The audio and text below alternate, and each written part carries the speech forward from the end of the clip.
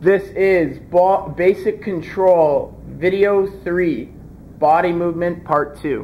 What's up, guys? This is Body Movement Part 2. Again, this is the way that you need to move your body in order to increase your chances of hitting a draw, okay? So what you need to understand is our arms are going in, which is going to keep our arms closer to our body, which is going to conserve energy, okay? And then the thing is, you might have heard before, if you want to hit a draw, you need to hit the inside part of the ball. Well, hitting the inside part of the ball is kind of a funny thing, because if the club's coming too much from the inside, the club gets heavy and harder to manage, and it actually slows down. And if it's not coming from the inside, then you can't hit a draw anyway. So how do you get the ball to come, how do you get the club to be delivered the right amount from the inside, okay?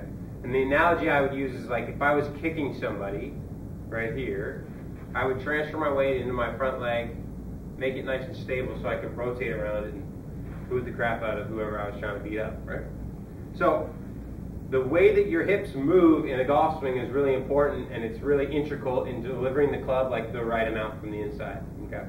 So let me show you what that looks like. So the hips have to move forward. That's part 2 of this piece in body movement. The hips have to move forward right there to start your downswing.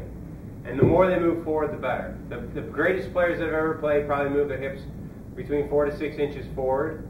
The worst players don't move their hips forward at all.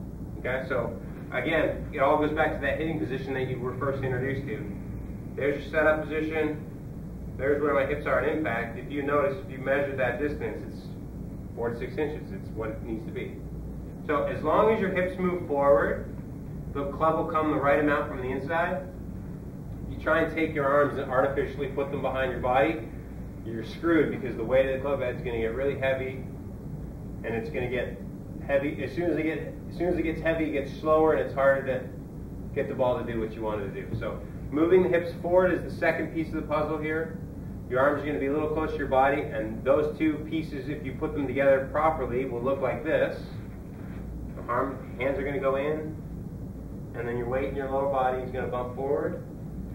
If you do both of those things, you've just increased the likelihood that you'll be able to control your ball and hit a draw that starts just to the right of your target and then draws back to where you want it to be.